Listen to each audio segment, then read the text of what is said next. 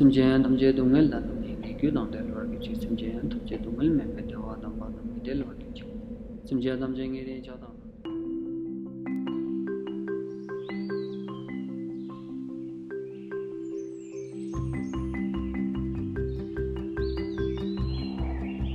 Life was good, predictable. I live with my wife and my 2 boys in Seattle. We have a comfortable house, 2 dogs, 2 cars, and my beloved BMW GS motorcycle.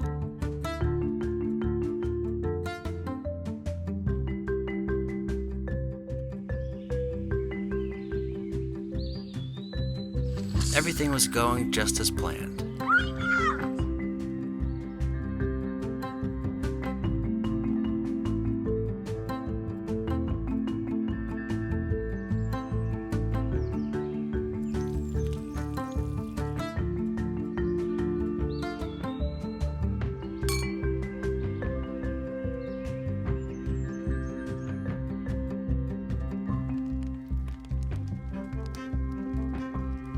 Then, without warning, I lost my job.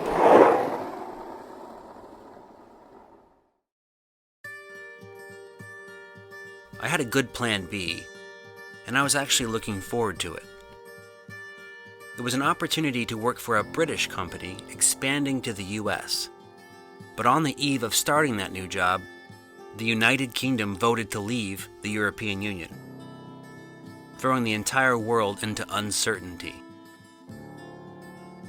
It was the worst one-day drop ever. The UK's vote to leave the European Union last week taking a major toll on the markets. Global markets losing more than $2 trillion in paper wealth on Friday, according to data from S&P Global. That's a one-day sell-off record, even worse than the whipsaw trading sessions during the 2008 financial crisis. The fallout from the Brexit leading to a more than 600... Britain's Prime Minister resigned. The pound dropped to a 30-year low. Financial markets around the world tumbled, and overnight, my backup plan was threatened. It felt like events beyond my control were conspiring to throw obstacles in my way. To make matters worse, I just booked a 3-week motorcycle expedition in the Himalayas.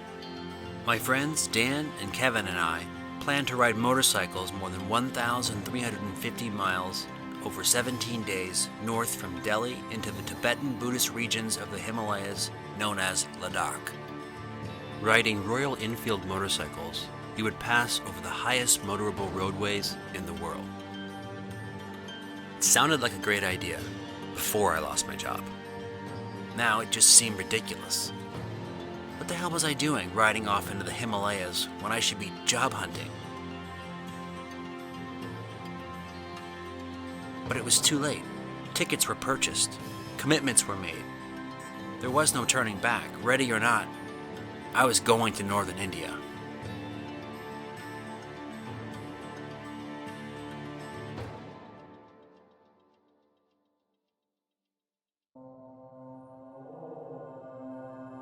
And this was not some casual ride of the mountains. This was an expedition on some of the most dangerous roads in the world. We would combat chaotic, lawless traffic as we climbed from sea level to nearly 18,500 feet, higher than base camp on Mount Everest. We'd follow steep, switchbacked roads carved into cliff faces with 1,000-foot drops and no guardrails. We'd have to avoid potholes, mud, landslides, livestock, altitude sickness, and mechanical problems in temperatures ranging from 40 to 100 degrees Fahrenheit.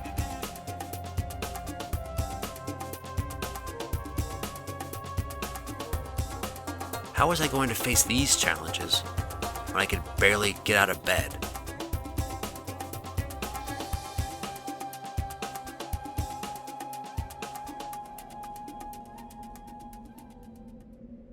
And then I ran across these words, written by Marcus Aurelius almost 2,000 years ago.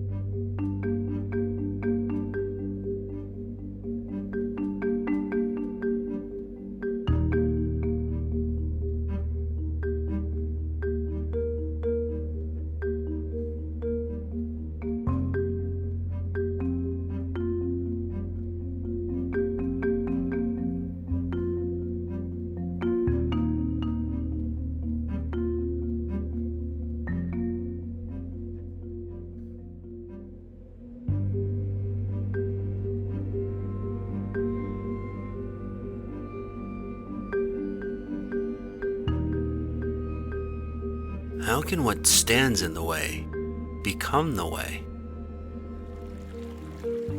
The more I thought about it, the more obvious it was. We can't control what happens to us, but we can control how we respond.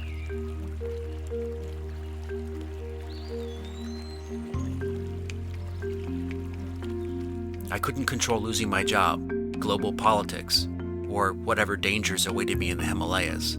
So what if I just stopped worrying about them? What if I just accepted them and acknowledged that there's nothing I can do about the things that are beyond my control? What if, instead, I focused on those things I can control?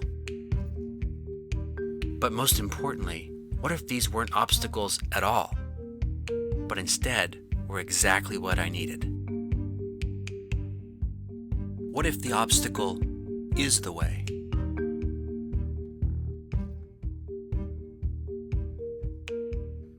Before I left for India, I needed some advice to find out just exactly what I'd gotten myself into.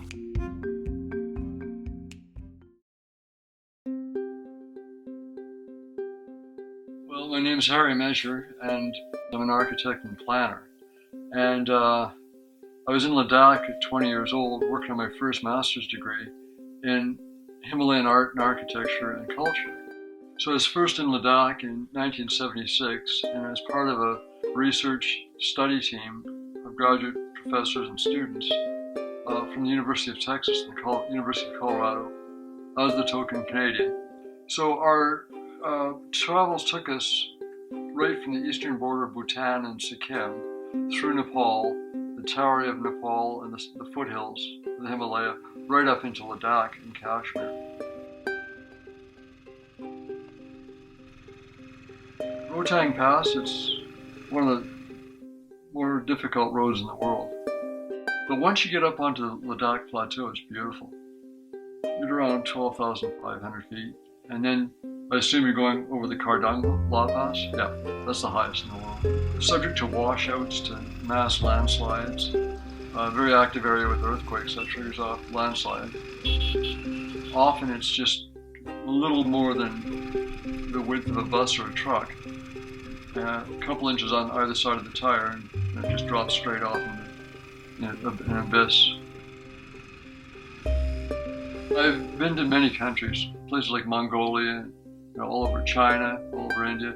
India is a place that you always get sick. It's just a matter of varying degrees. There's not a whole lot of healthcare there either, so be very careful. Acclimatize slowly. The trouble now is people are flying into these places.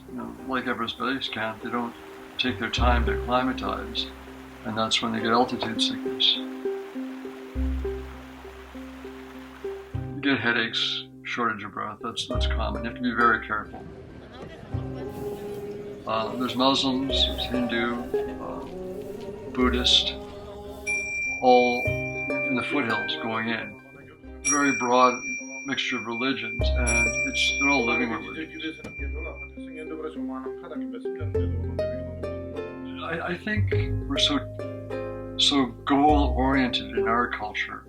You'll find when you get to Asia, India in particular, their journey is the goal, and that's what makes people happy.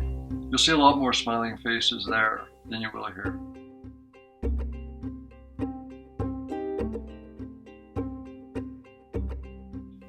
There's something there. There's something there with the way they think and the way they approach people.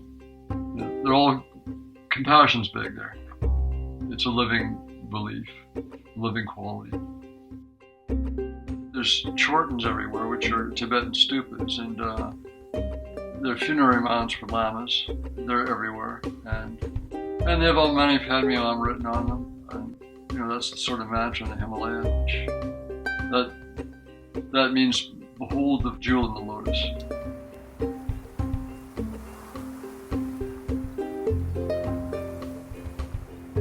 Knowledge.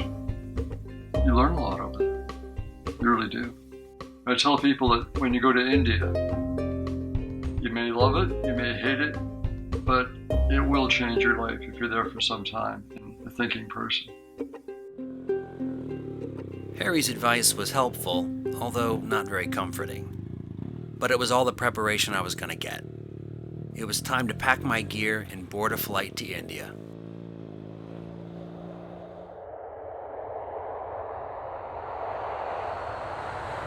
After a very long flight, Dan and I found ourselves on the beautifully chaotic streets of New Delhi.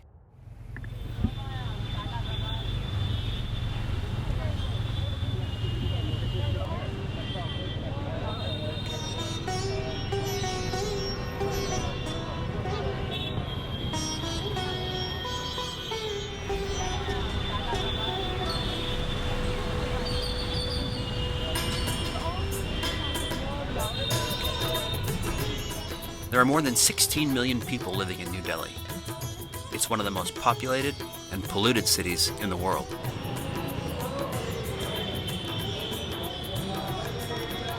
Nearly 60% of Indians here live on less than $3 a day, and 28% live below the poverty line. And here, poverty means living on less than 53 cents a day.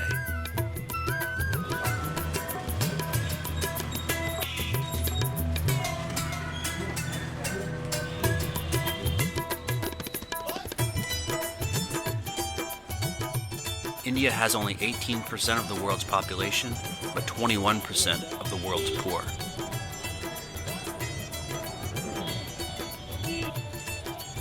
More than half of the population of New Delhi lives in slums or unauthorized colonies. These slums often don't have running water, electricity, or toilets.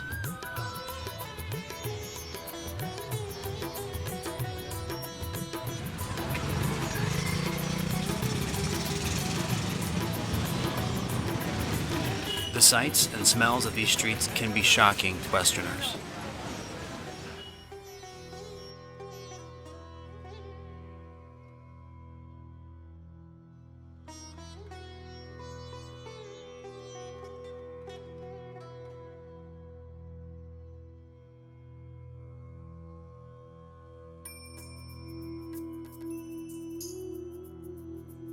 But these streets are also filled with energy and the raw beauty of life unfolding.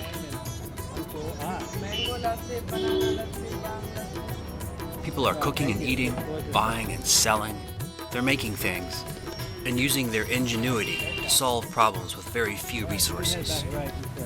They're thriving despite challenging circumstances. We met up with a woman named Sweetie to learn more about her country and its capital city.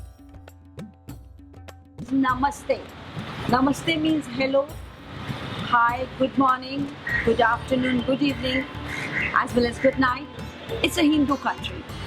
The word India derived from the Indus Valley civilization, which is the oldest civilization into this world, in the universe. So the mountains, the Leh, Ladakh, there the people are follower of Buddhist religion. But the oldest religion was the Hindu religion. Buddhist religion doesn't overpower over Hindu because he himself was a Hindu. He was from Maharaja's family, Hindu family. And he became a preacher like Jesus Christ. But basics is what? Basics is Hindus. Non-violence, things which has been taught in the Buddhist sector, and concentrating on the word Om. The word Om origin came from Hindu religion. The meditation. What is Om? Om is the direct reincarnation with the God. People, they come closer to you, they could feel that enlightenment in you. We do have that power of enlightenment within us.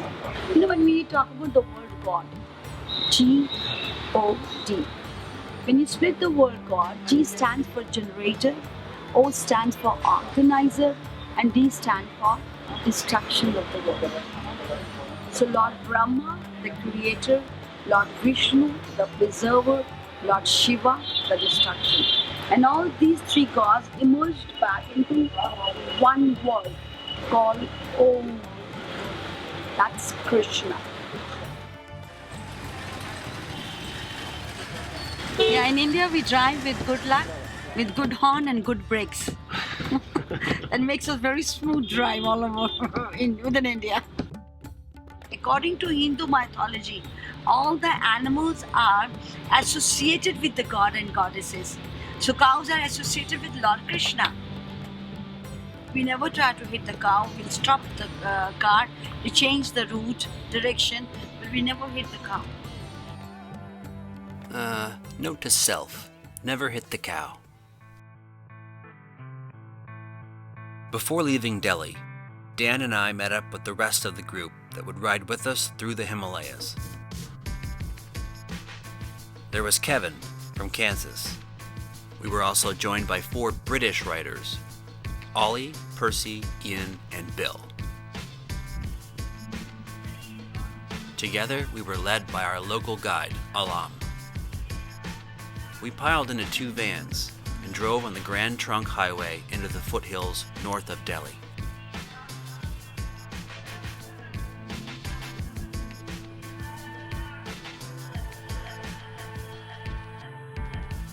At our hotel in Parwanu, Alam introduced us to the motorcycles we'd be riding.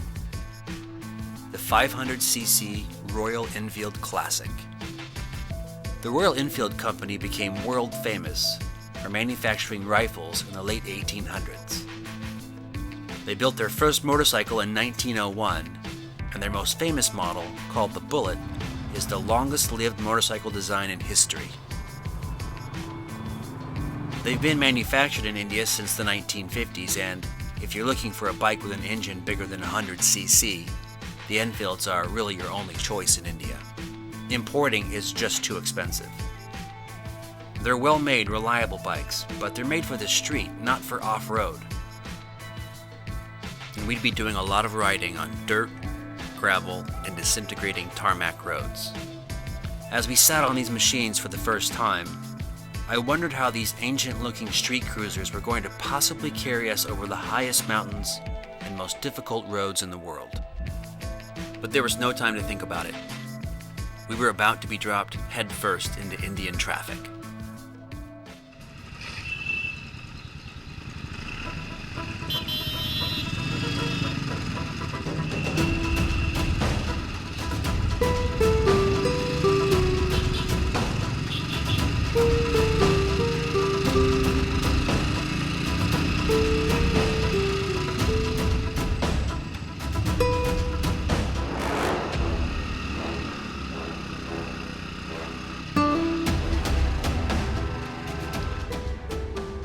At first, it was terrifying.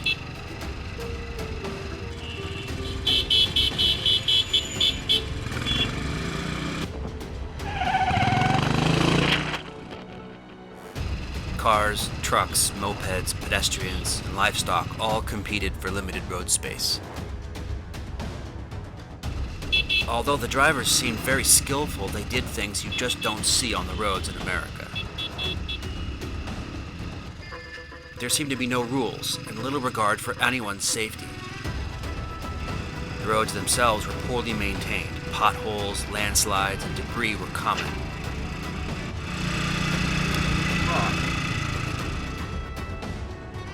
It was a mad free-for-all, and I just tried to not get run over.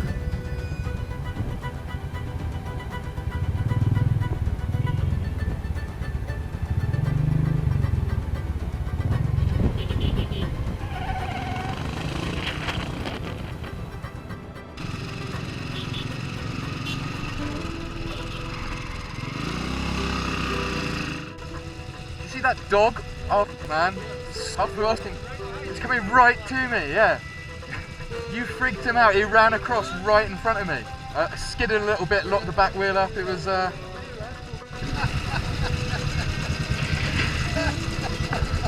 Come around those corners and all of a sudden there's a cow.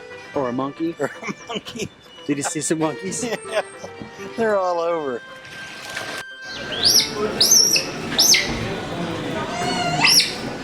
But gradually, I began to understand the traffic. There was some order to the chaos. Drivers weren't honking incessantly because they were angry. They were just communicating.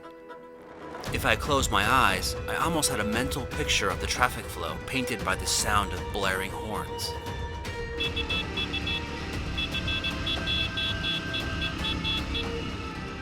Once I learned how to use this new information, I started laying on my horn too. And I liked it. In my first few hours of riding in India, I honked my horn more than I have in my entire life.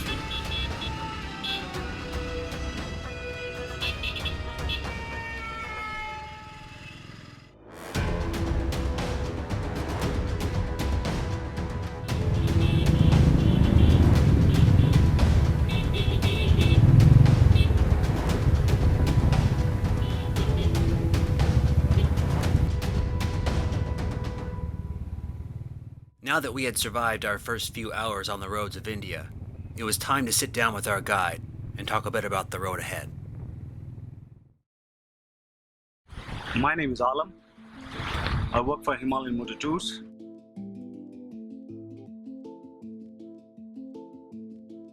So I started as a mechanic, then in 2005 I started leading a motorcycle and leading a trip by myself. and I'm still doing it. I want to ride up to Ladakh. I read somewhere in the news, in a magazine, that this is the highest motorable road, but there was only few people know about it. So since then I'm here, you know, I never got back.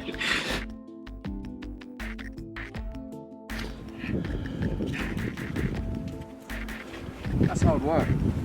Just this challenge, you know, the road altitude and the passes. Every time I come, you know, it's different. You know, it's different.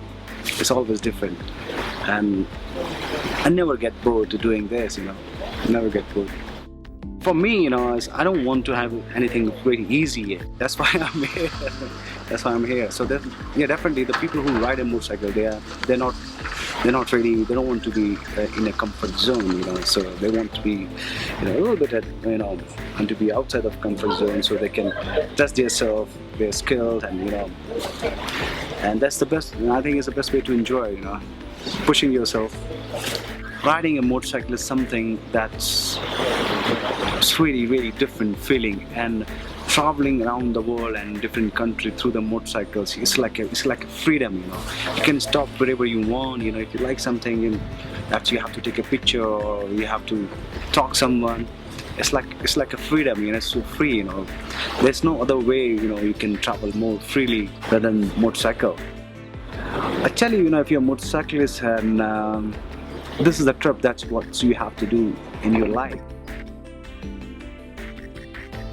Riding through this really cold train with this high passes and everything, it's not an easy job, you know, and you should have to do it once. I think this is the biggest bike in India, and it is not just a bike to take you here and there. It's like a status symbol in India. It's like more than Harley in India, you know. If you're passionate about motorcycle, you want to be riding bullet, you know, that's what we call. But the bike we're riding now, these are like a second generation Enfield, and we customize a little bit to having comfort ride. You know, we have a little high handlebar, different tires, and you know, short exhaust.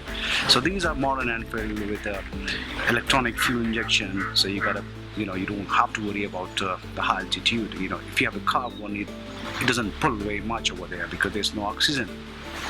So this is the best bike actually to travel in India, not just in India, but in Himalayas, because you don't need a powerful bike. What you need is reliability and a torque, and the things that you can fix very easily. You know, that's why we use Enfield. It's like a whole lifestyle.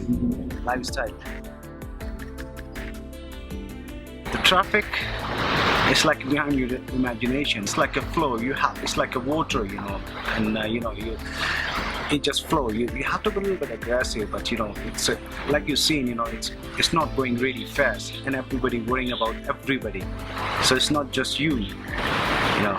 So if you're honking, you know, you know what you're doing, you get through it. It just flows. It looks really bad, but once you're in it, you're flowing, you know. If you want to overtake someone, you just honk and let him know that, you know, you're going faster than him, so he move over, and it's like you're communicating actually, you know. It's not really bother, you know, to the people. It's like a communication, you know. You honk, you keep honking, and so he knows that you're coming, and he gives you wave most of the time.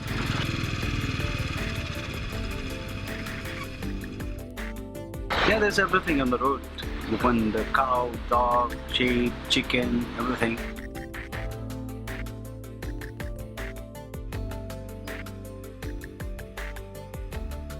It's a mountain road, so it depends on the last weather, you know. So last winter, how much snow you got.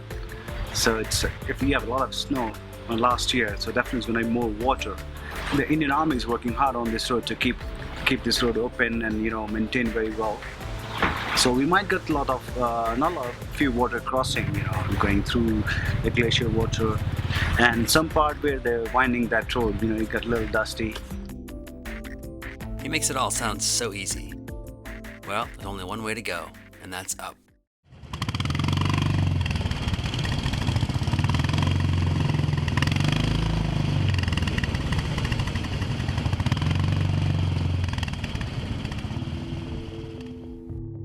As we headed further north into the mountains, traffic became a bit less intense, and we could start to appreciate the beauty of our surroundings.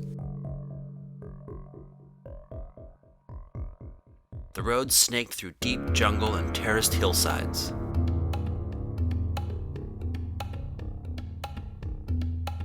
Monkeys ran across the roadway, swung through the trees, and occasionally poked their heads out of roadside dumpsters.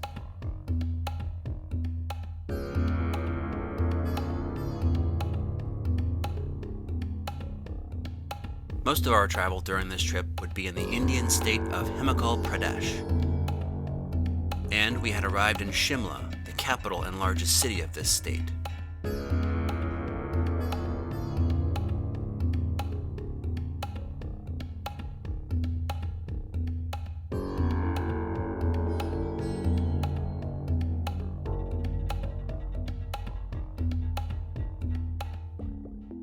Himachal is known for its production of handmade goods.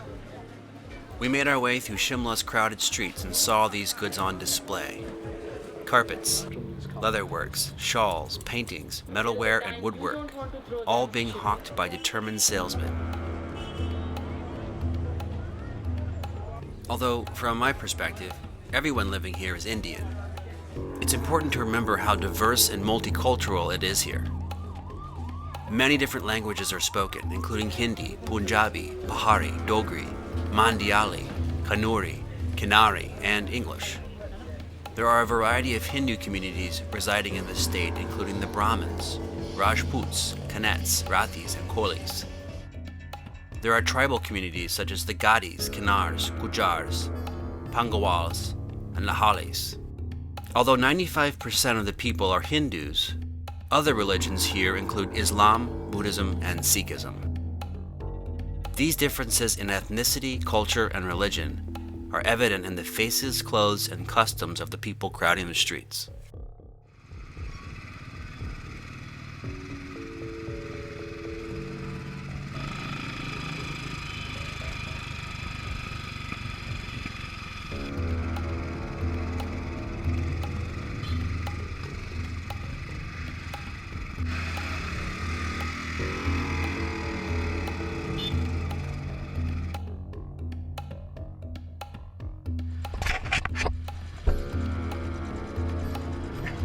We went for it. Man, I was just like, oh, I'm going for it.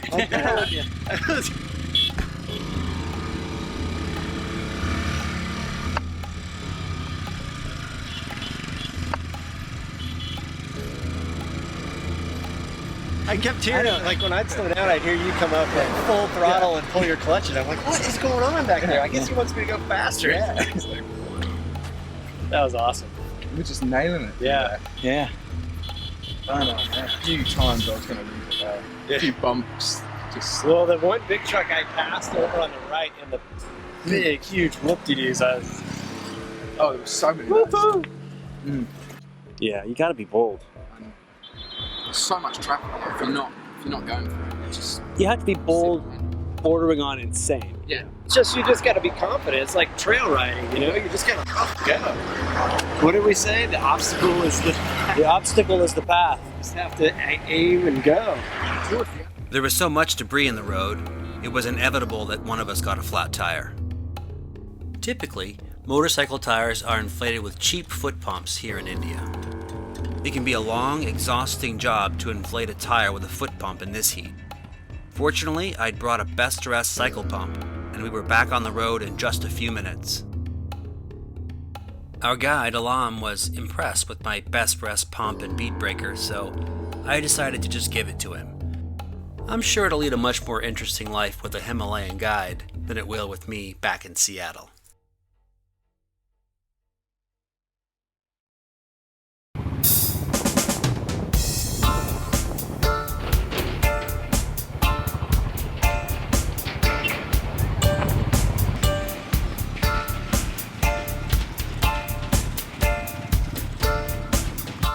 Our next stop was the small town of Manali, located in the Kulu Valley, often referred to as the Valley of the Gods. Manali marks the beginning of an ancient trade route into the Ladakh region. At an elevation of 6,700 feet, It also marks the beginning of our long climb into the Himalayas. The British introduced apple trees into this area in the 1800s, and to this day, they remain the best source of income for the majority of the population of about 8,000. But apples aren't the only thing growing in Manali.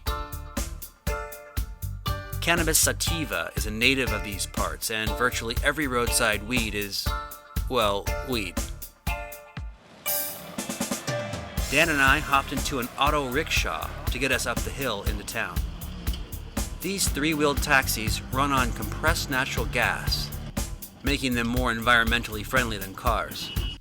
The Indian government offers citizens very favorable loans if they buy their own auto rickshaw to start their own cab business.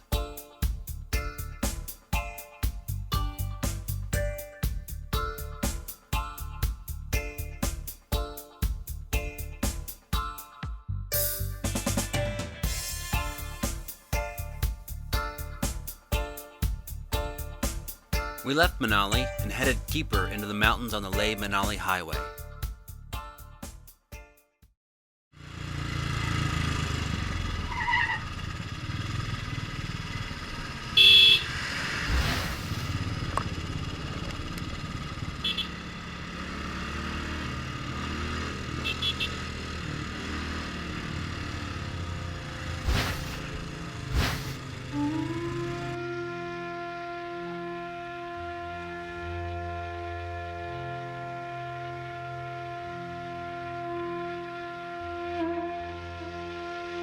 The twisty mountain road out of Manali looks more like Switzerland than India.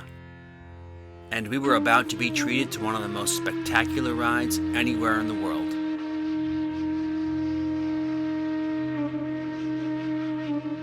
The road switched back up the mountain over and over again,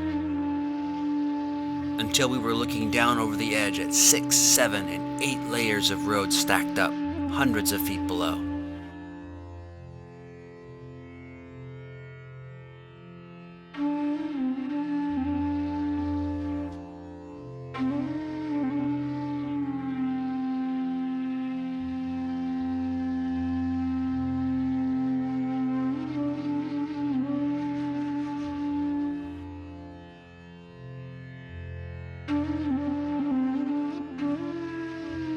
Waterfalls spilled off the top and cascaded across and underneath our path.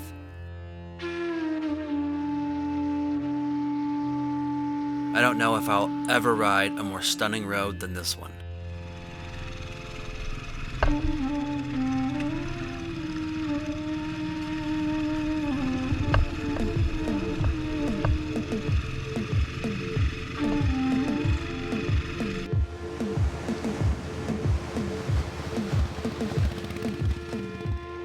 So today we're in Kelong.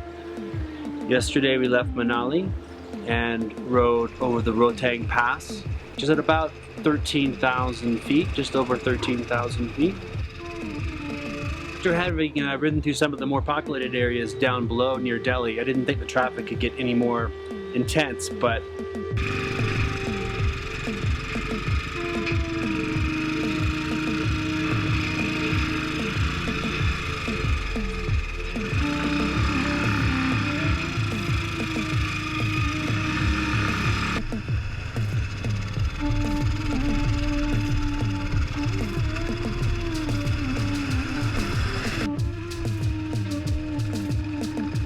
these mountain pass roads are they're filled with trucks, military convoys, lots of ongoing construction. Landslides are constantly taking the roads out, and so you're navigating through these vehicles trying to make your way through.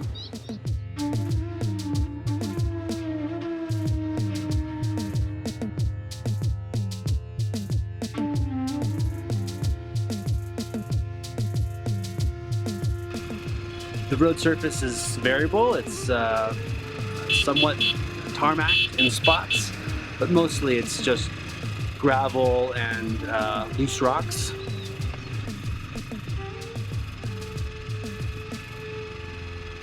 Part of the construction activity that we saw along the way were lots of people alongside the road smashing big rocks into smaller rocks and smaller rocks into tiny rocks with sledgehammers and small handheld hammers.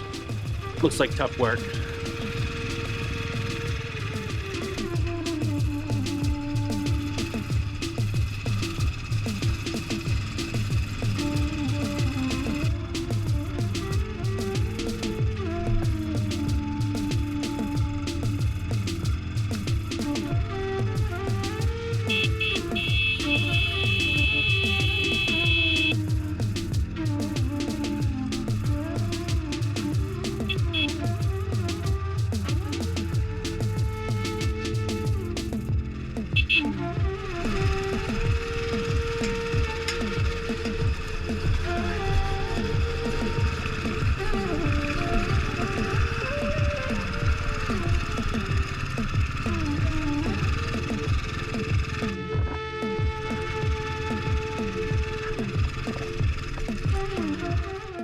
We had a nice meal last night and a good sleep in our hotel, so hopefully we're feeling rested enough to tackle these roads again and to tackle a succession of higher passes, eventually leading to Kardun La, the highest pass.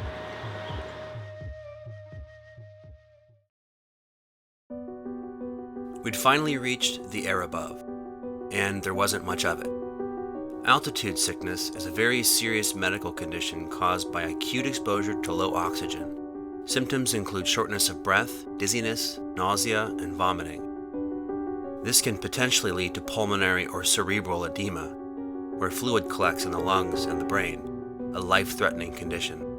There are no medical facilities in this remote location, and medical evacuation would be a long and difficult process. We drank lots of water and took the prescription drug Diamox to avoid this illness. But low oxygen wasn't the only reason we were having a hard time breathing.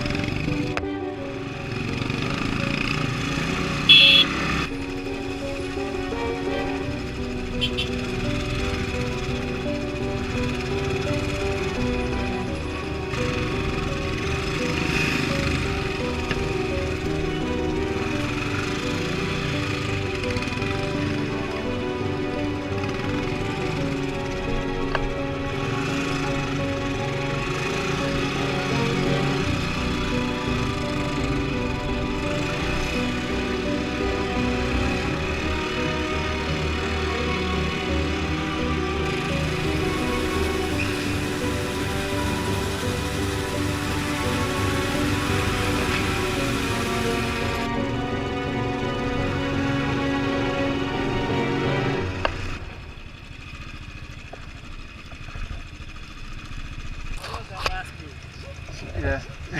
Because man, we're like 6 inches from a massive drop here.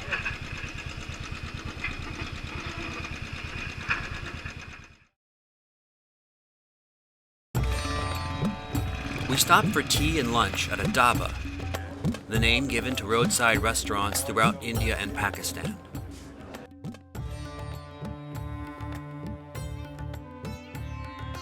These restaurants cater to the taste of their primary customers, the truck drivers on these roads, who are often of Punjabi descent. Thus, the word dhaba has come to represent any restaurant that serves Punjabi food, especially heavily spiced and fried Punjabi fare preferred by many truck drivers. Dhabas are usually very simple buildings made of stone and mud, or even tents.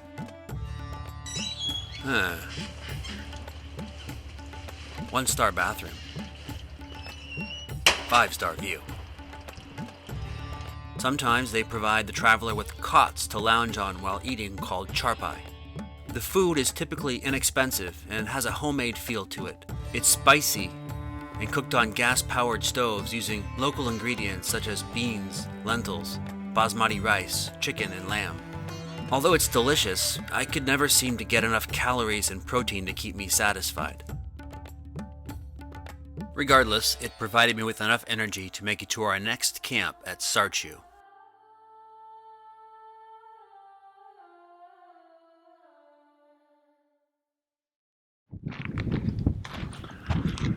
After riding for about 6 hours today, it felt like about 12 hours. We've arrived at Sarchu. This is our accommodations for the evenings. These tents are actually quite nice inside. 2 beds, and it's en suite, so there's a little bathroom attached with a sink and a toilet. We're at 14,500 feet, and boy, I can feel the elevation.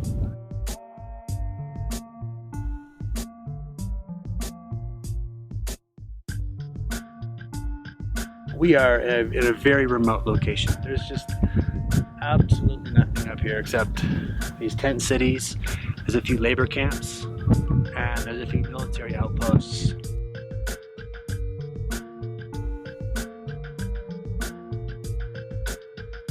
Earlier today, we came over 2 passes, the highest of which was about 16,000 feet.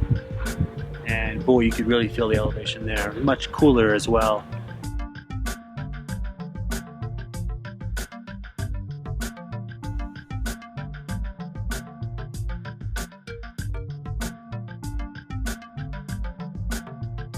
Might be the longest day I've ever ridden, and it was not the longest day. Some of it's like race course grade, perfect tarmac, just snaking through the hills, and you couldn't ask for a better surface. And then 30 seconds later, you start hitting these rocks and ditches, and Rivers. you just get so beat up by it. It's a killer.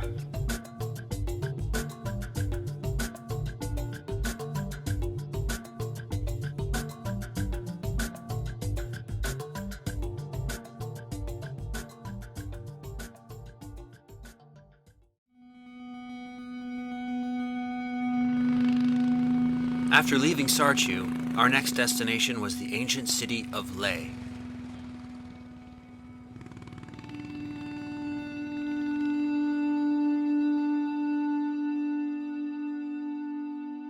At 11,500 feet, Leh was once the capital of the Himalayan kingdom of Ladakh.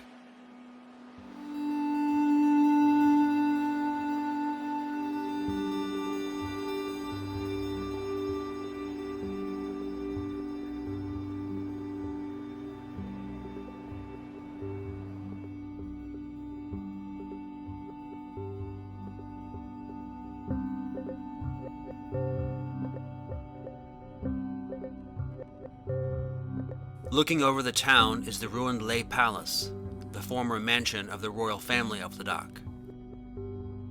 This 9-story high palace was built in the 16th century.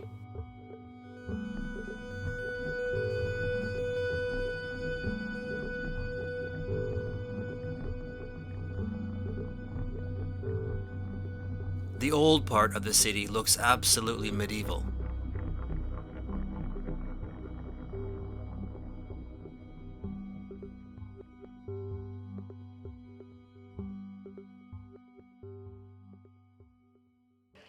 But the newer part of the city is bustling with life and activity.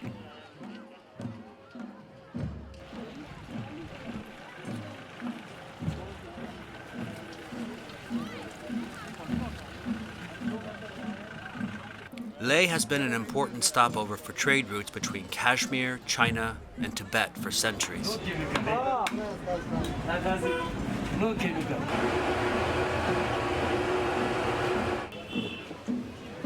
Traders carried a variety of goods over these routes, including salt, grain, cashmere wool, cannabis resin, indigo, and silk yarn. Today, the descendants of these traders still ply their goods on these streets. I stopped to talk with one of these traders to learn a bit more about the city. My name is Muzaffar. So this is our shop. It is the oldest shop and oldest building. You know, here used to be a lot of old buildings like this you see, but now no more. Before they use mud houses because of the cold, So mud houses were a little bit hotter than the concreted one. But now people change, people make concreted houses now. I think most people are coming to see here the landslides, and more nature, gumpas, monasteries, In Ladakhi we say gumpa.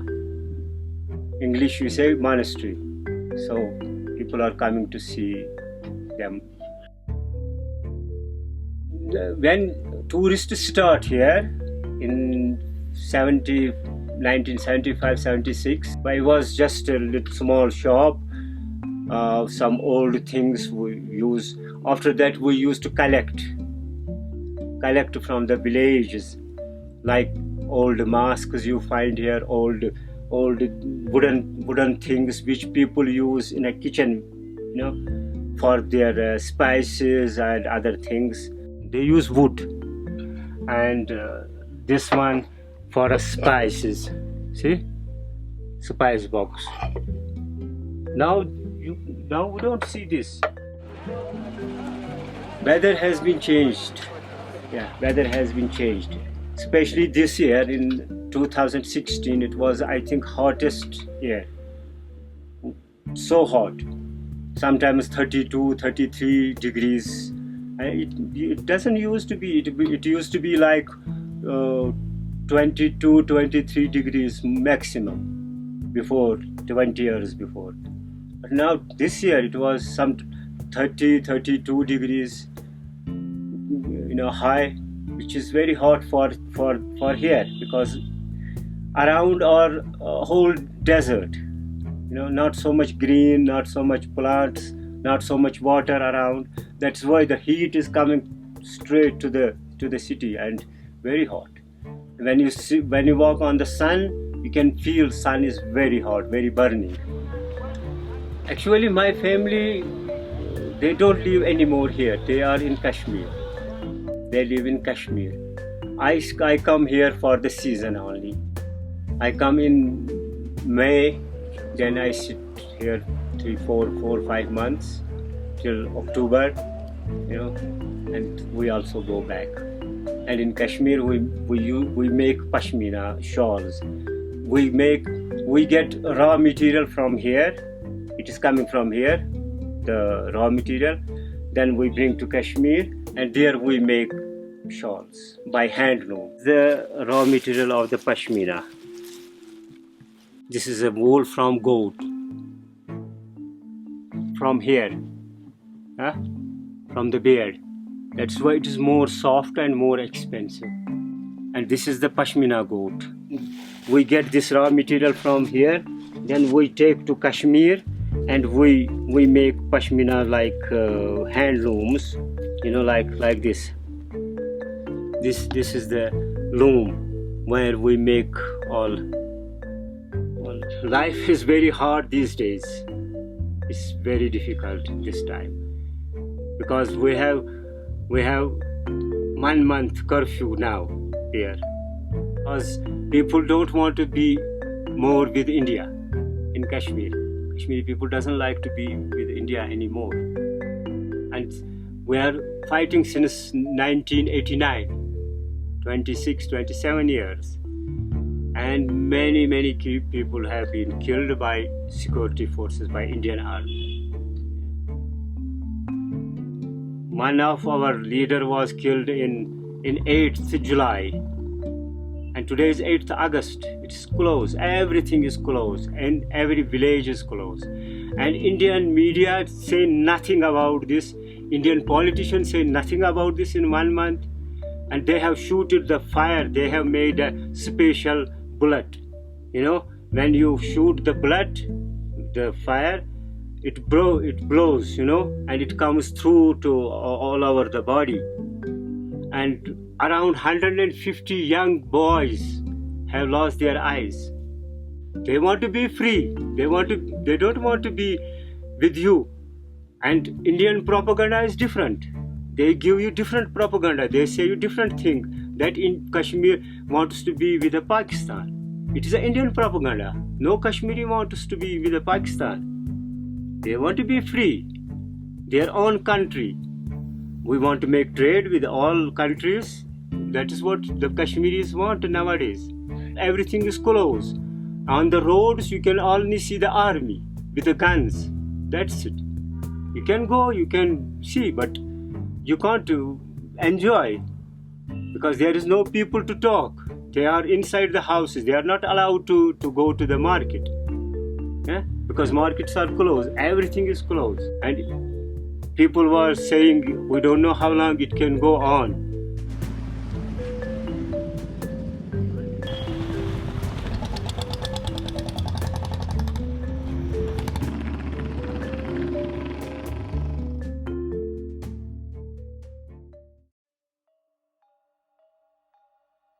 Ladakh is known as the land of monasteries, known in the Hindu language as gompas.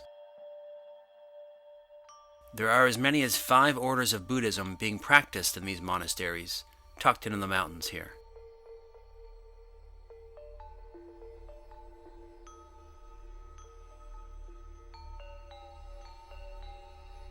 Most of them were built in very remote areas, and people had to walk for days and even months to reach them.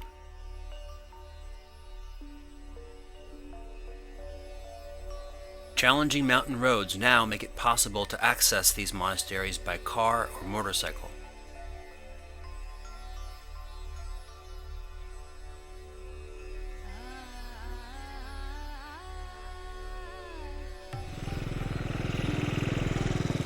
We left Leh to find the oldest of these monasteries, called Lama Yuru.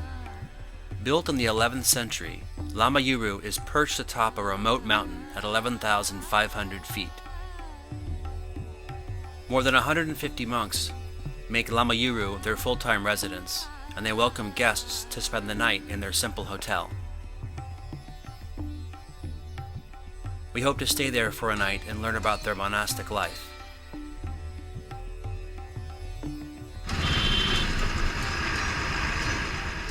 But first, we had to make it there.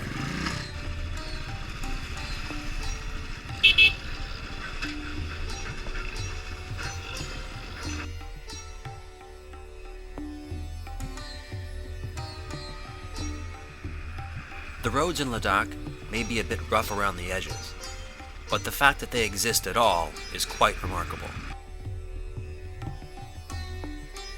The Border Roads Organization, or BRO, builds and maintains these roads. Their motto is, "Everything is achievable through hard work." I guess that kind of attitude is a requirement to work in such difficult conditions. I found some of their techniques a bit unorthodox. I suppose these rocks are the equivalent of traffic cones.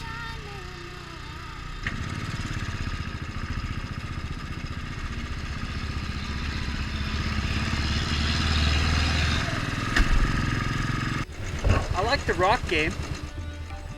Yeah, that's good fun, isn't it? Like, what new fresh hell is this?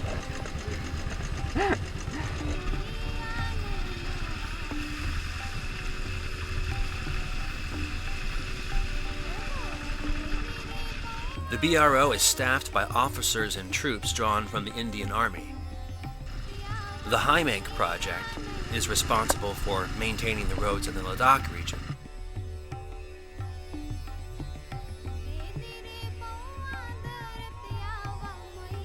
The road workers here battle tough terrain and extreme climate, and have earned the right to call themselves the Mountain Tamers.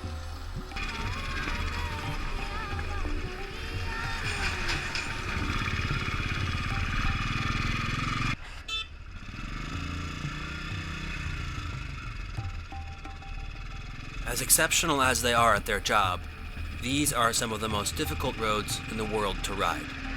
We had to constantly keep our eyes peeled for rocks, holes, and other foreign objects in the road. And some are a bigger problem than others.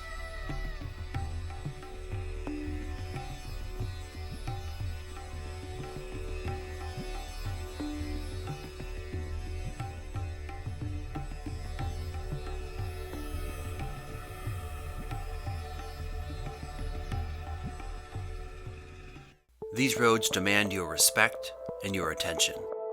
Failure to provide either, even for a split second, can be disastrous.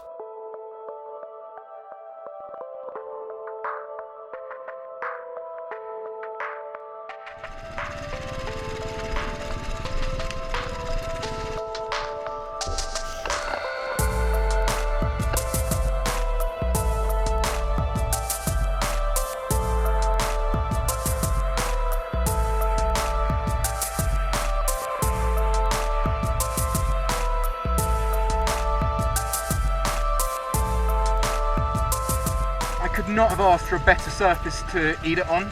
Didn't feel a thing. It was so soft. I didn't feel a thing.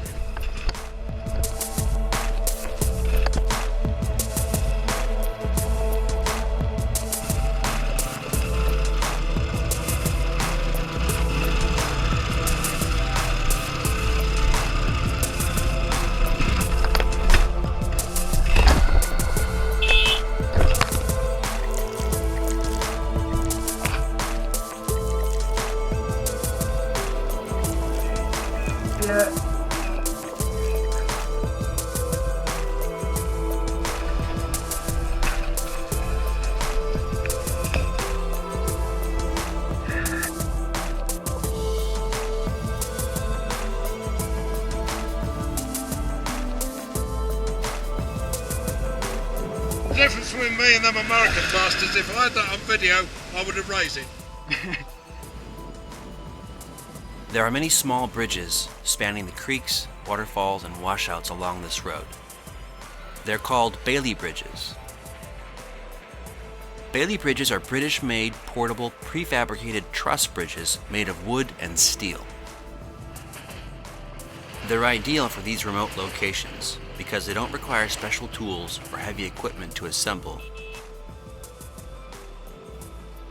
And the components are small and light enough to be carried in trucks and lifted into place by hand without requiring the use of a crane.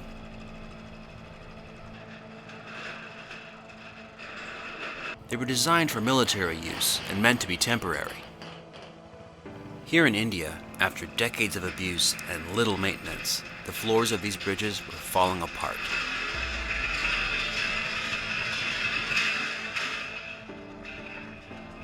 The metal transoms that we rode across were sometimes missing or displaced, leaving large, tire-swallowing gaps.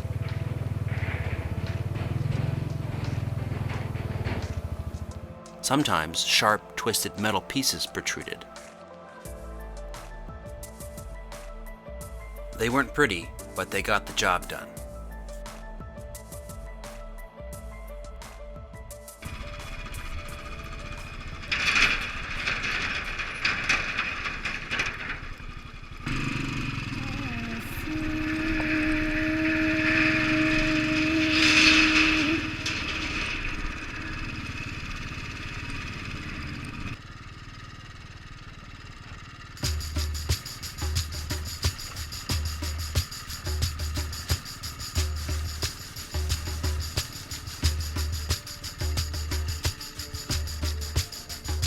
We had finally made it to the remote monastery, Lama Yuru.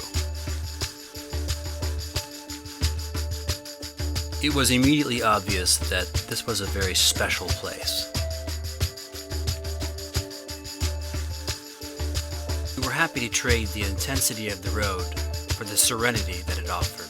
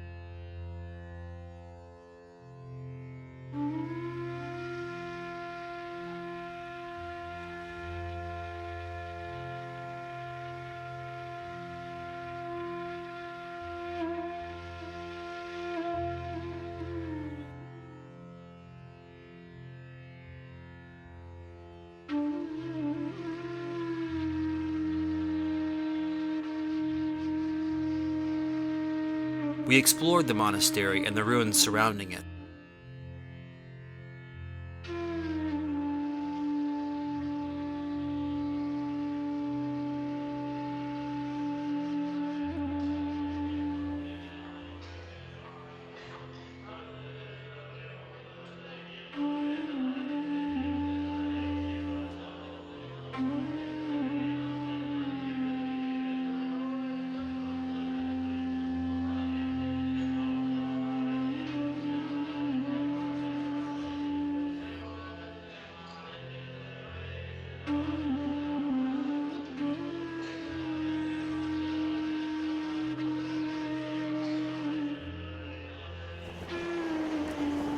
Prayer flags whispered in the wind on top of the mountain.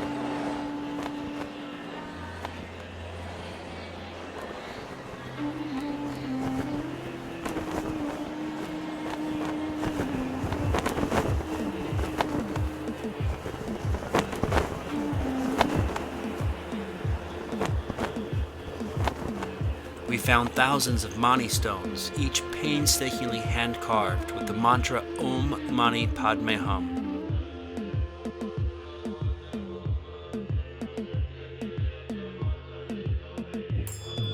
We spun prayer wheels clockwise and listened to the wind and the chiming of distant bells.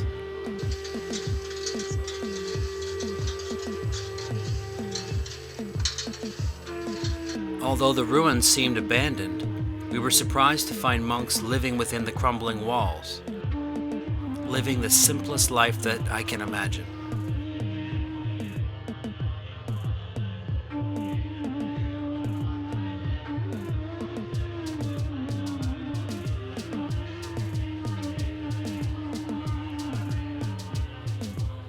They even die simply. Dan found the skeletal remains of a monk who wandered up into the hills when it was his time to die. Lama Yuru is a deeply calming place, filled with the quiet chanting of meditating monks, focused on achieving deeper understanding.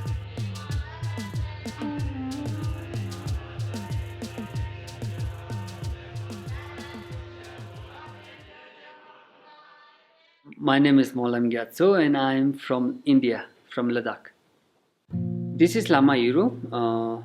Lama Yuru known for the oldest monastery. Yeah? And this monastery known for the yogic life. A yogic means a monk who practiced meditation for many years to understand oneself and to awake the knowledge of your mind. Because we are very ignored in this materialistic life. Not just book reading like 10 years, only the book. By the experience, to be a human first. Everything changes. Once you understand the impermanence, you will never be disappointed with the changes. Because you knew the impermanence. You know that nothing lasts forever. Then people will appreciate what they have in their life. You see, economic crisis, UK is now out of the EU and they have an economic crisis, whatever, it comes in the news. Buddha is a nature, it's a seed that which everyone is carrying, even you have a Buddhahood, it's a seed, it's inside you. The thing is, you have to practice. And how? Read a book or listen to a good friend, a good person. But if you practice the Buddha's path, then you are willing to help in any cost. So it is very important to help someone when you're physically alive.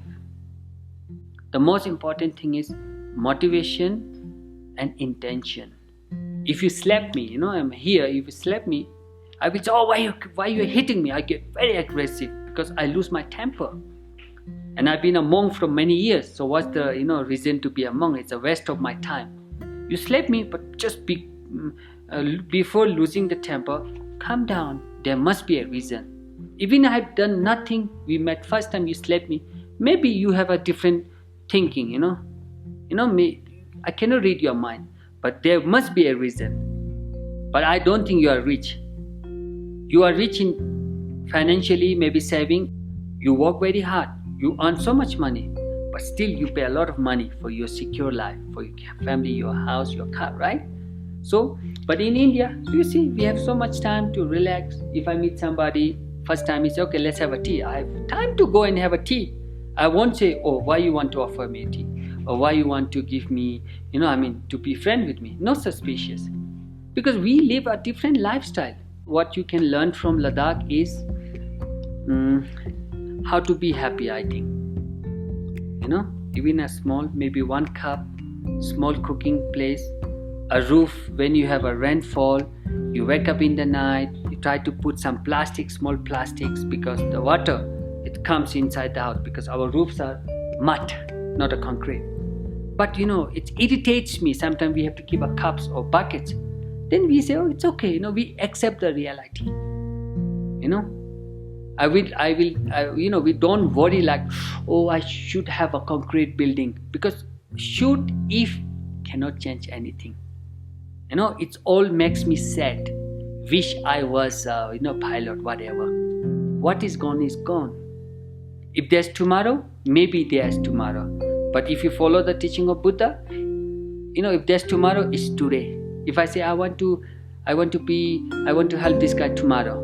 Let's say if I die tonight, so did I really fulfill my promise? No. Today, the present is more important than yesterday or tomorrow. Today, help a person. Today, be nice. Today, control your desire, ignorance, and anger. Once you have a very strong control over these 3 things, like desire, ignorance, anger, I think you will be a very nice person. We put these prayer flags as high as possible in the mountain. Pure, clean air. So where the wind can touch mostly. White is wind, yellow is earth, red is fire, green is water, blue is sky. The 5 elements. They represent the 5 elements.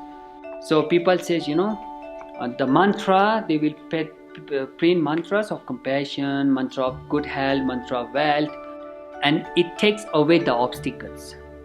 This is the belief why we put the prayer flags. To take away the obstacle, to make it better tomorrow.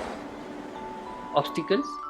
Obstacle, I have no idea if there's an obstacle for me in 5 minutes or 10 minutes. I never knew, right? I don't know. It can be. So putting a prayer flags high mountains believes that the obstacle will be protected. They will be gone. So my life is secure, protected.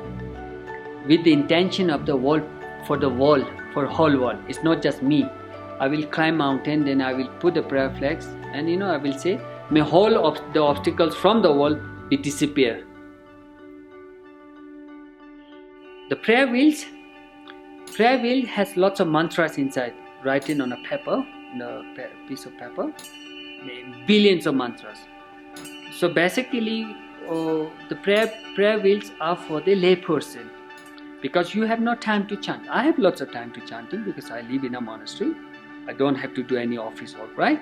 Just to do morning, evening prayer, just concentrate on myself and learn. You might come to monastery once a month or once a year. So you still have no time for chanting. But it's on the way. You see, prayer wheels are on the way. So when you turn around on the clockwise, the prayer of wheel, it's like a chanting.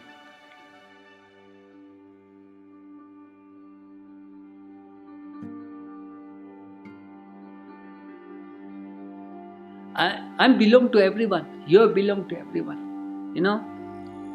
When I say I'm an Indian or I'm born in Ladakh, nothing makes difference unless I don't love everyone. Every single life, small insect to big human being, giant animals, wants happiness. This is our first priority, to be happy, to have a good child, to feed your children, to have a good life, right? Enough food, good sleep. So this is our first priority. So I will pray for for that whole universal, whole life, have more compassion. And compassion is not a Buddhism. Compassion is our natural instinct. You feel compassion for your child, so why not to the neighbor country? We are a little shy, but there's no one here. Okay. Jabeside Bardo Tangaraji, Sange Sugi Sonoma, Janjo Dani Capsi, Taki Sugi Personam, Dolo Benjazang to Bara, Samjan, Tamjitawa, and the Vikun on Limburg. Simjan, Tamjedungel, and Vikun on Delwork, Simjan, Jedungel, Mepedawa, Dambadam, Delwork. Simjadam Jangin Jadam and Delvetangam Semipala, Nipa, Chiang, Mija, Jingawa, Punjan Sobacha, Rangi, Semi, Yonsu, the Dennis Ange get them. Kamara Brima Meda Gimaza, Chuba, Mila, Rodan Tinda, Thank you. And may all enlightened, may all be free from suffering, receive salvation, liberation from will of life, beyond the will of life, beyond this samsara life.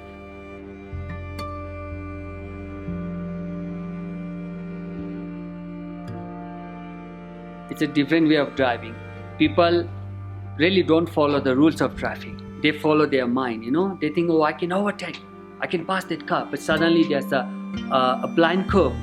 You never overtake. If I overtake, maybe 1 minute I'm faster. Does it make any differences? But why should I risk my life? And sometimes this condition, people really sacrifice their life. Meditation? Yes, when you do, it's a beautiful road, amazing view, excitement, good breaks. We are very excited. So, sometimes it's very important to balance the excitement. Concentration is very important. When you're riding a motorbike, doesn't matter if you go 100 or 200 miles away. If you focus, control your legs, feet, hands and everything, that's a meditation. Because excitement, sometimes I will forget about the clutch, because my mind is somewhere else, like, oh, look at that mountain. So excitement has to be a balance, control and focus. When I drive, I feel like I'm once with the engine, the engine is running, it's like my heart, So once I become part of this engine, which is made of human being, then, you have so much of good control over those machines. But very important to have a control over oneself, yourself, because machine can break down anytime. If you want, we can go a little bit. I feel like you sit behind, I'll ride, and we come back. Let's go for that 2-3 kilometers. Me, I ride for you. Come.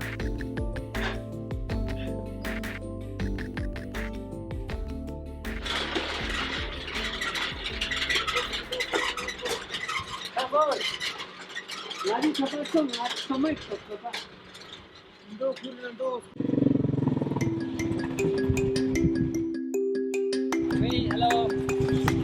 I will be riding when you come back.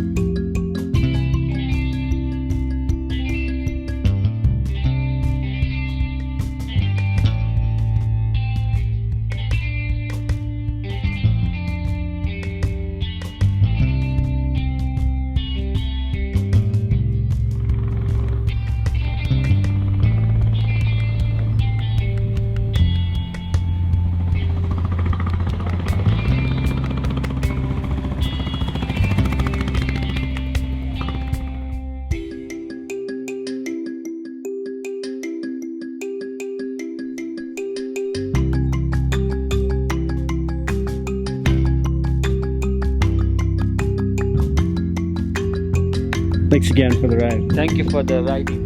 Really appreciate it. It was hard to leave the peace of Lama Yuru behind, but we had a final obstacle to overcome. Kardungla, the world's highest pass. At 18,340 feet, this pass is higher than every mountain in the US, except for Denali. It's nearly 1,000 feet higher than Everest Base Camp. Because of this extreme altitude and remote location, these would be the most challenging roads yet.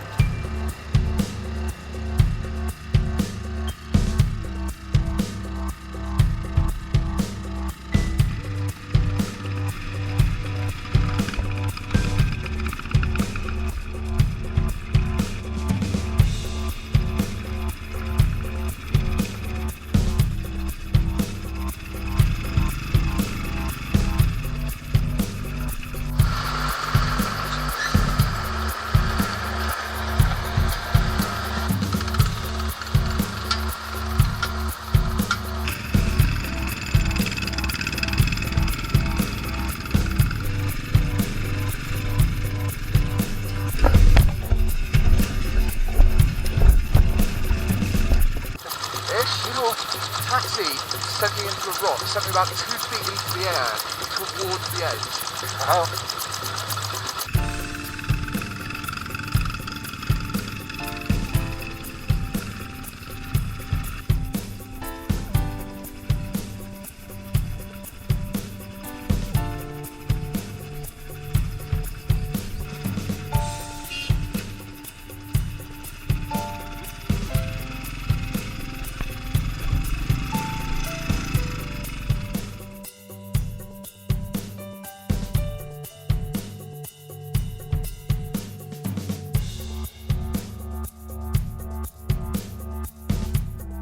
As remote as these roads were, there was still a lot of traffic.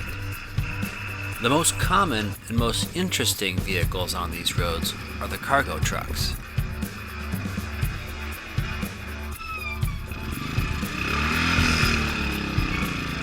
They're decorated and personalized by their drivers, who basically live in them.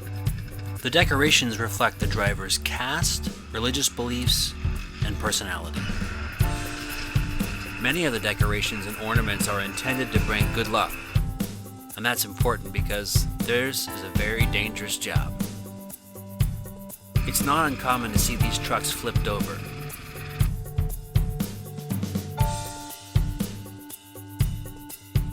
The roadside is littered with the picked over, rusty remains of trucks whose drivers ran out of luck. There are no vehicle emissions controls in India.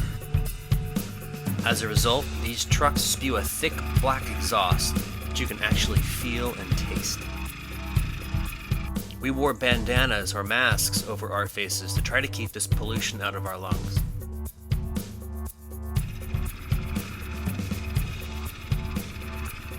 Just as I started to feel dizzy and lightheaded from lack of oxygen, I realized we'd made it to the top.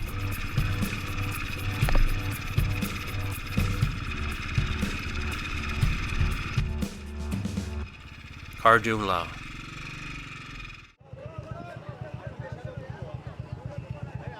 We'd done it. We'd overcome the traffic, rugged roads, altitude, trucks, mechanical problems, and here we were, at the top of the world. All the worries, concerns, and anxiety I'd had about India and life back home seemed distant and unimportant.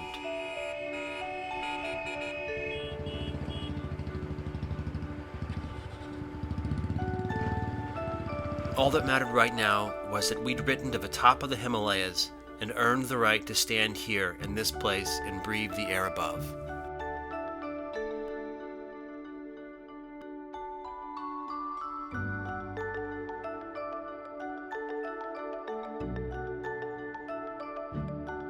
Where we're down. Good to share the road with you. Not too bad. Yeah, absolutely. It's all downhill from here. Every road is downhill from here. We peaked.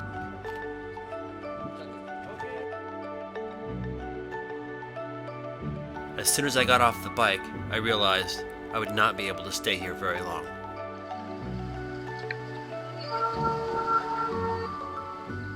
Get the fuck out of here. Gotta go down. The way down was a surreal, euphoric experience, heightened by the lack of oxygen.